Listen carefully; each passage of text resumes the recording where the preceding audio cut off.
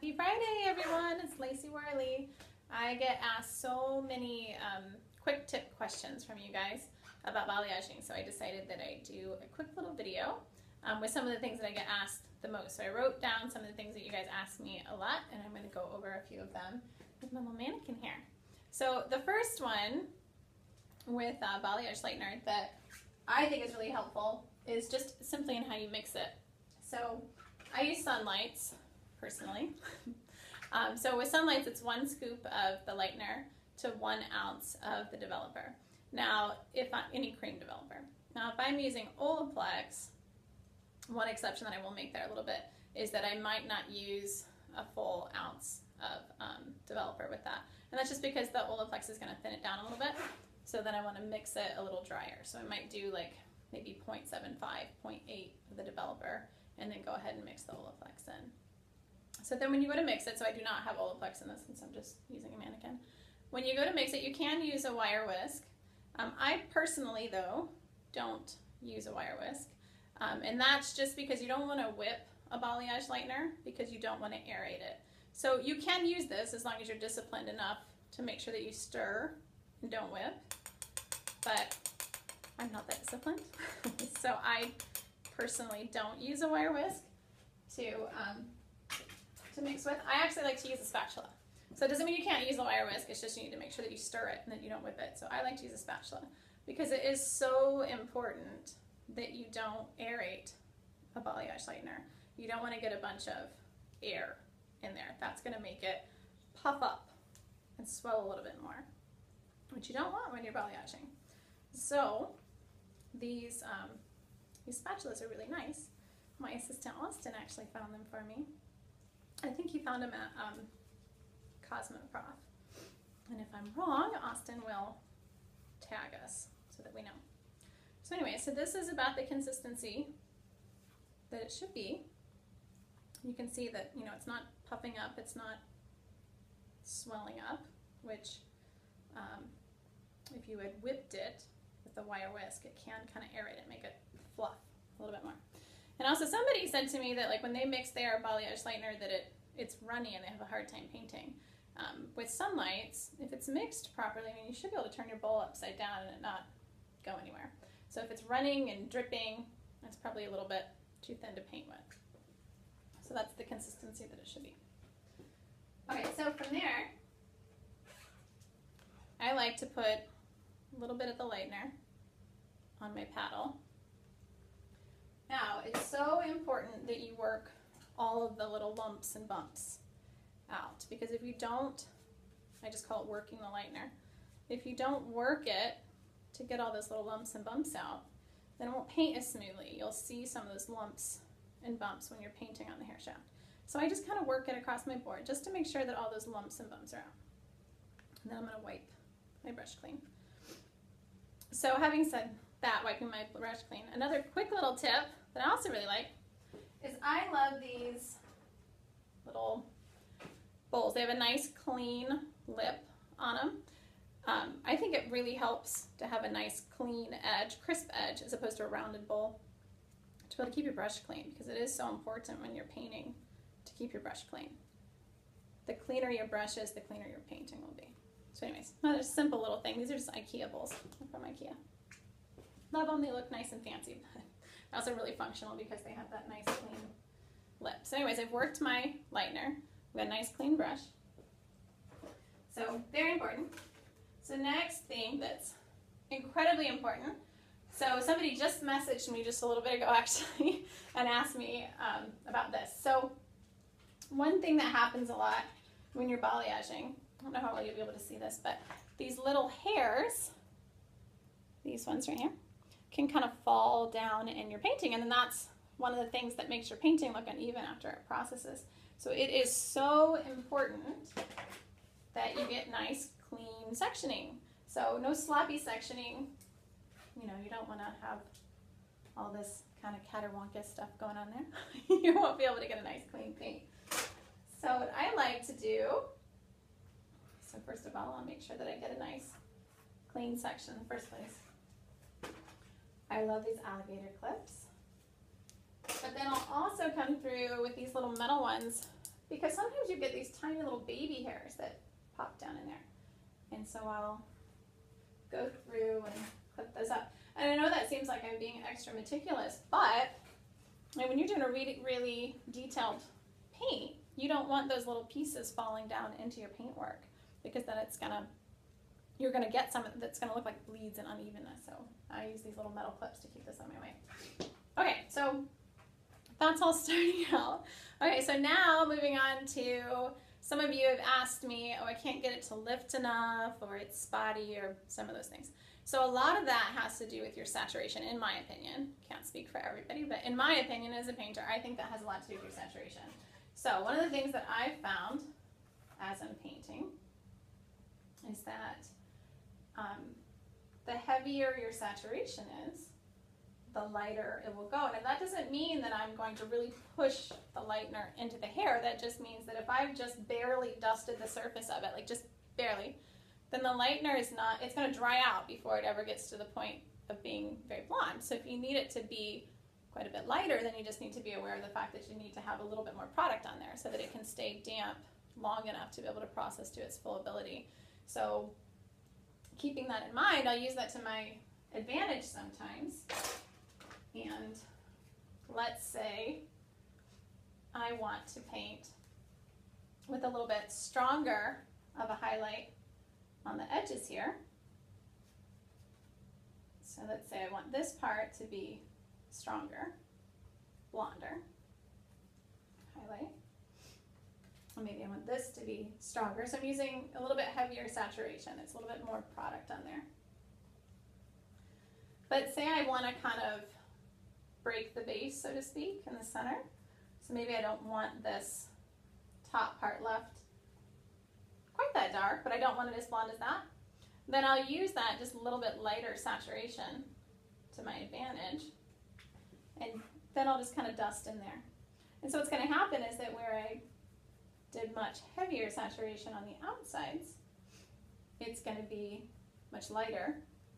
And then where I'm just barely dusting it here, it's going to be kind of like a base break. So you can see that. So the good and the bad of that is that if you use it that way, you can use it to your advantage. But if you're not careful when you're painting, if you aren't using enough product, then it's not going to go light enough. And so you're going to say, well, gosh, I tried that and I just couldn't get it to go more than a couple levels lighter.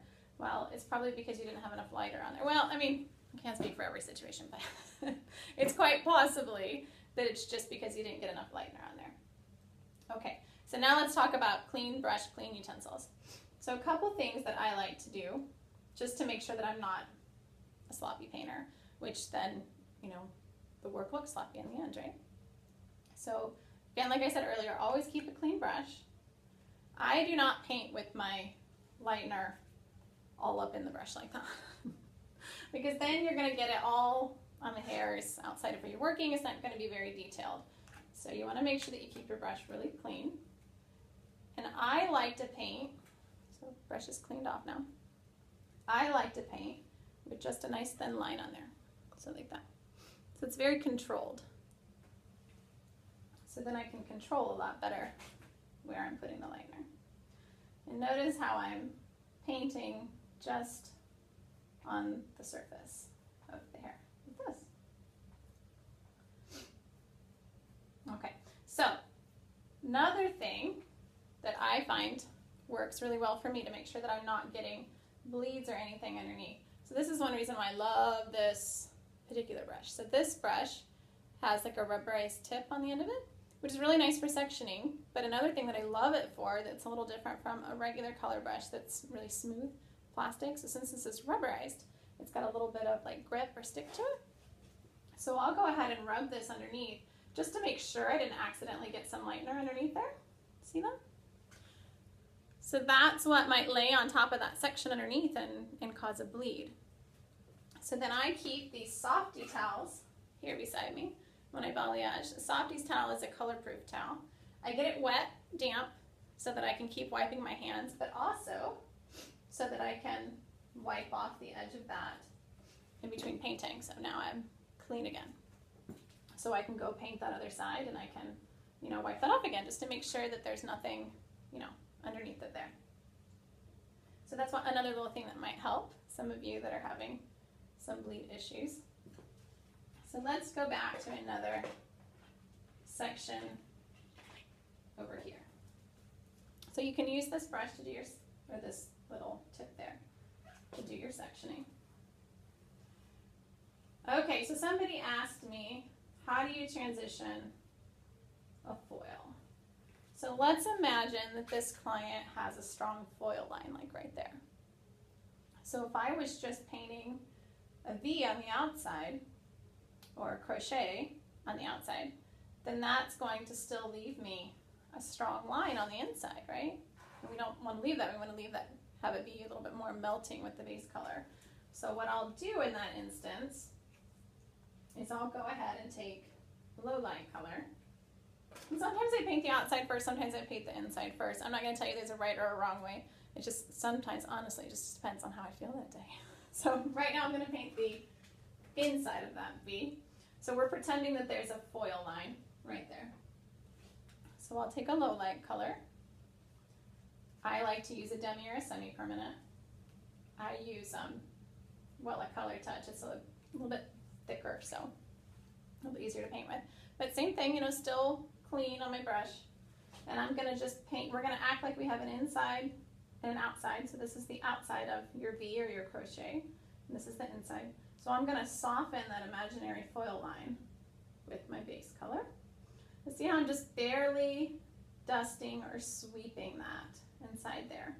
Balayage means sweep, so I'm just sweeping that. So you can see how now it's like I would have softened that foil line out. So while I'm still holding good tension, I'm not going to let that go, because that's also a very important part of balayage, and you want to hold good tension in your hair strand.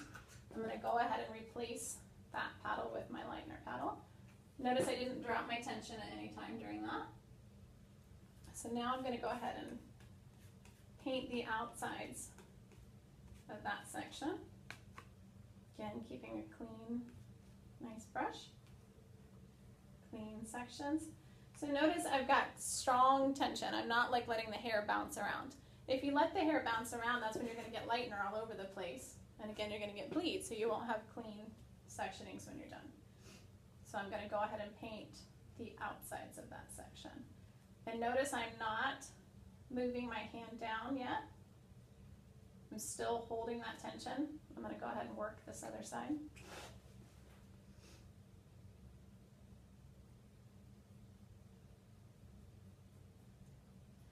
Okay, so just a little bit of extra insurance. I'm going to use this tip. I'm going to wipe that off. And wipe that off. Make sure there's nothing underneath there. Okay, so now I'm going to go ahead and close this section off, close my V off, or close off my crochet section. So now I'm going to get a little bit more color on my brush. Here. And I'm going to start to close that off there.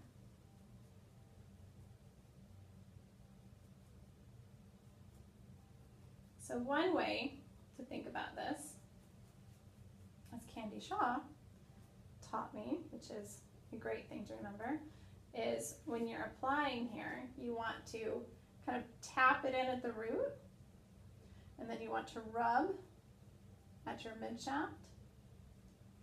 And then once you get, so you're rubbing here, once you get to the ends, you're going to push the color into your ends. The only part that you're really going to get a full saturation, top and bottom of the color, is down here at the ends.